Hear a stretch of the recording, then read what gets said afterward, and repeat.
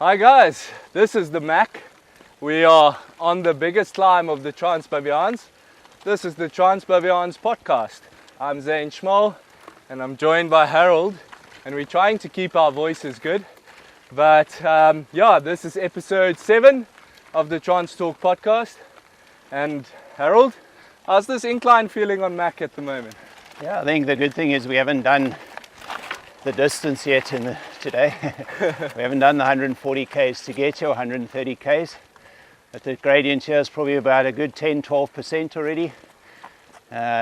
Terrain, the surface that we're riding is very variable. So Yeah, I think we're going to talk about it a bit more when we stop and get our breath back.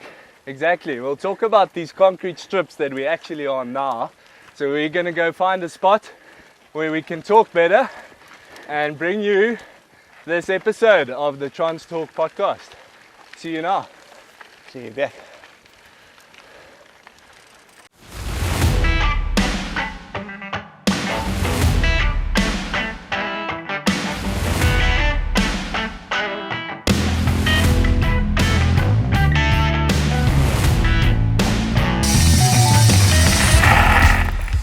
Okay, so we have found a spot to park off. We've just ridden further up the Mac. I don't think it's quite halfway. I think probably a third of Mac we've done so far. But we've caught our breath and we're ready to bring the rest of episode 8 to you guys. Harald, we're talking about training zones and how that inflicts your training and how you need to determine that. Tell us a bit more about training zones and how that works. Yeah, sure. Obviously, one of the best ways to measure exercise intensity is via your heart rate. And one of the most common ways to do that is to set up some heart rate zones or intensity zones for yourself. And what you would do is you'd base it on two numbers, your maximum heart rate, which ideally for a cyclist, you would go out and do a max heart rate test to get that number. And then you'd also use your resting heart rate as well. And the whole idea behind using those two numbers is to personalize the zones as far as possible to each individual, because we're all different. Yeah. And our values might be different as well. So we've got a target zone calculator that's in the training planner that you can download from the Transbaviaans website.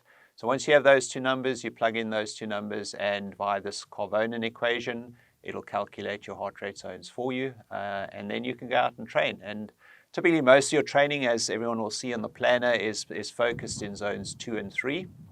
That's typically the zones you would do most of your training in for an endurance event like this. You don't really need to spend a lot of time in zones 4 or even 5. There's no real benefit for that because you're obviously aiming for frequency and also aiming for the hours per week as well. So that's typically and very shortly how one would do it to establish those heart rate zones. I mean, we rode up here probably most of the time zone 3. We probably went into zone 4 by the third repeat we had to do on this hill. Yeah, for sure. But the other thing, of course, is to manage that intensity throughout the race, and to be able to get to this point, to ride the climb relatively comfortably or manage it. You don't want to push too hard too soon. And one of the ideal ways to manage that is via heart rate initially. You've got possibly packs forming on those early stages, on those open roads. With the corrugations, you jump into a pack, it's going a little bit too fast. Yeah. You might want to back off and save that for later, and don't burn your matches too early, as they would say. And Harald, what displays do you ride with on your watch? We chatted a bit about that riding with. What do you want to see while you're riding a race or riding, just generally riding? Yeah, so some of it is personal preference. I typically have 2 lines on my display. I can have up to 4 of them if I want to. 2 lines nice and big so I can see them. So yeah, eyesight is not the best anymore. But I focus on obviously heart rate as one of the primary metrics that I'm always looking at. And then I have other metrics like meters climbed, especially for an event like this. How many meters have I got left? I also look at temperature, possibly to get an idea of what the stress load is on the body as well. If it's a hot day or even a cold day, the energy consumption needs to be a bit higher. And then other things like obviously standard stopwatch, how long into the race are we? And then sometimes also time of day, which in training is probably more important to make sure you get home in time. Yeah, I know. I definitely don't get that right. I have that as a display, but I never make the curfew. I give my wife that I'm going to be home. Yeah. I think it's a problem all of us have. Harold, and then I think also what's really great feature about specifically my Polar Grid X and devices is to have preload your route, especially if you're going to do this race or any race for that matter for the first time. To have preloaded the route onto your device, you can actually see the profile and see where you've gone and what you've done. And I think we alluded to this in earlier episodes at Baviaan's Back, that there's a point where people would think that is actually the Mac.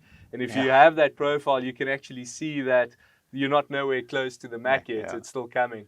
And that's very helpful to gauge and to determine where you are. It's not just a navigational tool to make sure you're on the right route, but it also helps you to get actually on where you are in the race and what's still coming. Yeah, and to manage yourself through the race to make sure you've still got something left in the tank for the end. Because this race, the second part starts now, and you do a lot more climbing now all of a sudden.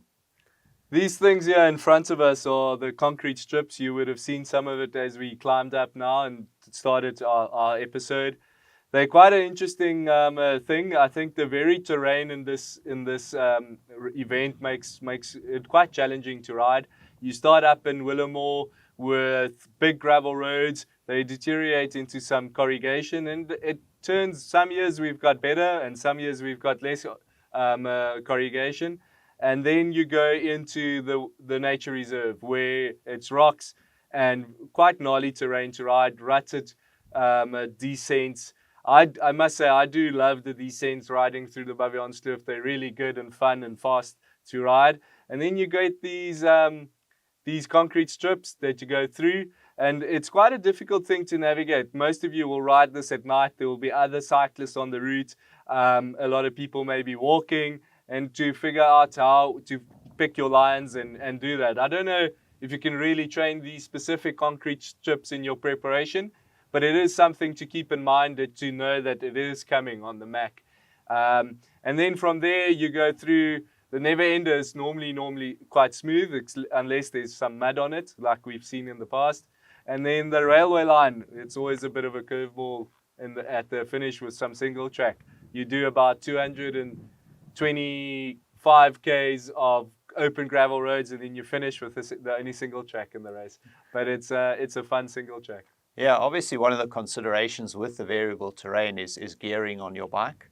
And to make sure that you now over 100 kilometers into the race, you're well into the race, you're fatigued, and maybe the gear that you have on your bike is not appropriate. You might want an easier gear. So to really have a look at what gearing you've got, make sure you can ride some steeper climbs. The fangs, we came up the fangs earlier, especially the second fang, it's 12%. You might want to look at some easy gearing to try and get over that comfortably. As I said before, no disgrace in walking up there. It is really steep. The other thing, of course, about these concrete strips is they're not continuous. They're breaking up. You have to come on and off of them as well. So it's not a highway up here, but that's what makes the race. That's what it's all about. Cool, guys. I think that's episode 8 for us.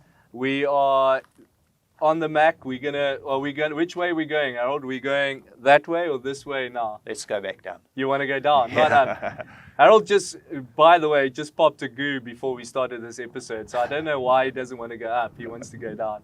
Anyway, he knows there's a fire waiting. We're just camping down here at the Royal campsite.